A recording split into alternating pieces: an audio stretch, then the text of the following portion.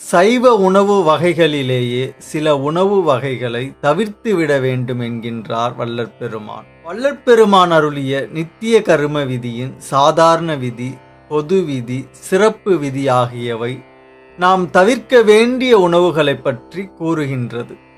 அந்த உணவு வகைகள் என்னென்ன, ஏன் தவிர்க்க சொல்கின்றார் என்பது பற்றி இந்த பதிவில் பார்க்க போகின்றோம். இன்றைய காலகட்டத்தில் பலரும் விரும்பி அதிகமாக உட்கொள்வது தோசை, வடை போன்றவை. ஆனால் என்னுடை வஞ்சக இயற்கை யாவையும் பொன்னுடை விடையினோய் பொறுத்து கொண்டு நின் தன்னுடை அன்பர்தம் சங்கம் சார்ந்து நான் இன்னுடை புகழ்தனை நிகழ்த்த செய்கவே. அருட்பெருஞ்சோதி அருட்பெருஞ்சோதி தனிப்பெருங் கருணை அருட்பெருஞ்சோதி. எல்லா உயிர்களும் இன்புற்று வாழ்க, கொல்லா விரதம் குவலயமெல்லாம் ஓங்குக, நல்லோர் நினைத்த நலம் பெறுக, நன்று நினைத்து எல்லோரும் வாழ்க இசைந்து. வள்ளற்பெருமான் அசைவ உணவாகிய புலாலை முற்றிலும் தவிர்த்து விட வேண்டும் என்பார். அது ஏன், எதற்கு என்று பல பதிவுகள் பார்த்து விட்டோம். ஆனால் சைவ உணவு வகைகளிலேயே சில உணவு வகைகளை தவிர்த்து விட வேண்டும் என்கின்றார் வள்ளற்பெருமான். அந்த உணவு வகைகள் என்னென்ன, ஏன் தவிர்க்க சொல்கின்றார் என்பது பற்றி இந்த பதிவில் பார்க்க போகின்றோம். வள்ளற்பெருமான் அருளிய நித்திய கர்ம விதியின் சாதாரண விதி, பொது விதி, சிறப்பு விதி ஆகியவை நாம் தவிர்க்க வேண்டிய உணவுகளை பற்றி கூறுகின்றது. இன்றைய காலகட்டத்தில் பலரும் விரும்பி அதிகமாக உட்கொள்வது தோசை, வடை போன்றவை. ஆனால் வள்ளற்பெருமான் வடை, அதிரசம், தோசை, மோதகம் முதலிய அப்ப வர்க்கங்களை தவிர்த்து விட வேண்டும், எப்பொழுதாவது சிறிது உட்கொள்ளலாம் என்று நித்திய கர்ம விதியின் சாதாரண விதியில் குறிப்பிடுகின்றார். அதிரசம், அப்பம், சுகியம் முதலிய சிற்றுண்டி கூடாது என்று நித்திய கர்ம விதியின் பொது விதியில் கூறுகின்றார் வள்ளற்பெருமான். அப்ப வர்க்கங்கள் என்பது மாவு பொருட்களை கொண்டு செய்யப்படும் தின்பண்டங்கள். இவைகள் அந்த காலத்து தின்பண்டங்கள். இப்பொழுது தின்பண்டங்கள் எல்லாம் இதைவிட ஆரோக்கியக்கேடான உணவுகளாக இருக்கின்றது. ஆனால் வள்ளற்பெருமான் அந்த காலத்து தின்பண்டங்களையே வேண்டாம் என்கின்றார். மாவு பொருட்களை அதிகம் உணவில் சேர்த்து கொள்ளக்கூடாது. அப்படி சேர்த்து கொண்டால் சோர்வு, சோம்பல் அதிகரிக்கும், தாமச குணம் அதிகரிக்கும், அவர்களால் அதிகாலையில் எழுந்திருக்க இயலாது. இந்த மாதிரியான பலகாரங்களை அதிகம் உட்கொள்பவர்கள் அதிகம் தூங்கி வழிவார்கள். வள்ளற்பெருமான் திருவருப்பா பாடலிலும் பருப்பிடி, அறிவால் இடிகள் ஆதிகளால் பண்ணிய பணிகாரங்கள் உருப்பிடி நிரம்ப வரவர எல்லாம் ஒரு பெரு வயிற்றிலே அடைத்தேன், கருப்பிடி உலகின் எருப்பிடி அணைய கடையரில் கடையனேன், உதவாத துருப்பிடி இரும்பு துண்டுபோல் கிடந்து தூங்கினேன், என் செய்வேன் என் தாய் என்று நமது குற்றத்தை தமது குற்றமாக ஏற்று பாடுவார். பருப்பிடி என்பது பருப்பு மாவு, அறிவால் இடி என்பது அரிசி மாவு.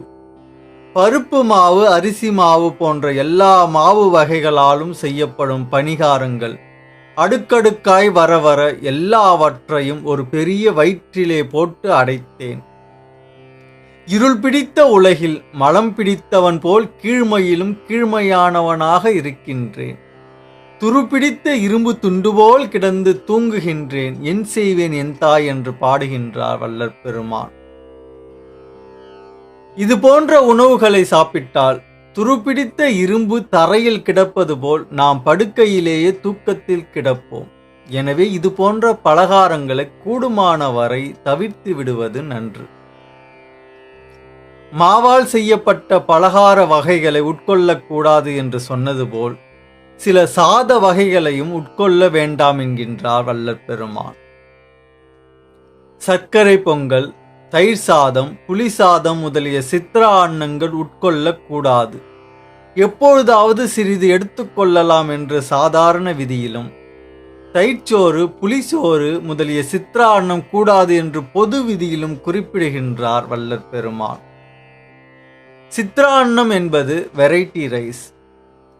இந்த உணவு வகைகளிலும் அரிசியின் மாவு சத்து அதிகம் உடலில் சேர்வதால் முன்பு பலகாரத்திற்கு கூறியது போல் இதுவும் நமக்கு சோம்பல், சோர்வு, தூக்கம் போன்ற தாமச குணத்தையே உண்டாக்கும். வள்ளற் பெருமான் திருவருட்பா பாடலிலும் உடம்பு ஒரு வயிறாய் சர்க்கரை கலந்த உண்டியே உண்டனன், பலகால் கடம்பெரு புளிச்சோறு உண்டு உள்ளே கழித்தேன், கட்டினல் தயிரிலே கலந்த தடம்பெரு சோற்றிலே தருக்கினேன், எலுமிச்சம் பழ சோற்றிலே தடித்தேன், திடம்பெரும் மற்றை சித்திர சோற்றில் செருக்கினேன், என் செய்வேன் என் தாய் என்று பாடுவார். இந்த உடம்பையே ஒரு வயிறாக்கி அது நிரம்ப சர்க்கரை பொங்கல் உண்டேன், பானை நிறைய புளிச்சோறு உட்கொண்டு மகிழ்ந்தேன், கட்டி தயிரிலே மலைபோல் சோற்றை கலந்து செருக்கினேன், எலுமிச்சை பழ சோற்றை உண்டு பருத்தேன், தாமச குணத்தை வலிமை பெற செய்யும் சித்திரா அன்னங்களை உண்டு செருக்கடைந்தேன், என் செய்வேன் என் தாய் என்று நமது குற்றத்தை தனது குற்றமாக ஏற்று இறைவனிடம் விண்ணப்பித்து பாடுகின்றார் வள்ளற் பெருமான்.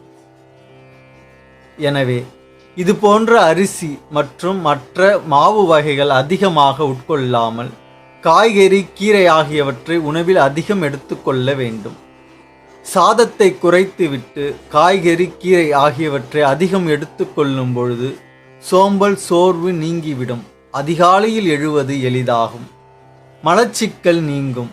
மாவு பொருட்களை எந்த அளவிற்கு குறைத்து காய்கறி, கீரை வகைகளை எந்த அளவிற்கு அதிகரித்து கொள்கின்றோமோ அந்த அளவு உடல் ஆரோக்கியம் பெருகும், சுறுசுறுப்பு உண்டாகும், மந்த புத்தி நீங்கும். அதேபோல் காய், கனி, கீரை, கிழங்கு வகைகளிலும் சிலவற்றை நீக்கி சிலவற்றை மட்டுமே உணவில் சேர்த்து கொள்ள வேண்டும் என்கின்றார் வள்ளற் பெருமான். அது என்னென்ன என்று அடுத்த பதிவில் காண்போம். நமது சேனலின் ஒவ்வொரு பதிவும் மற்ற பதிவுகளோடு தொடர்புடையவையாதலால் நேரம் கிடைக்கும் பொழுதெல்லாம் நமது சேனலில் உள்ள மற்ற பதிவுகளையும் பார்த்து பயன்பெறுங்கள். அருட்பெருஞ்சோதி.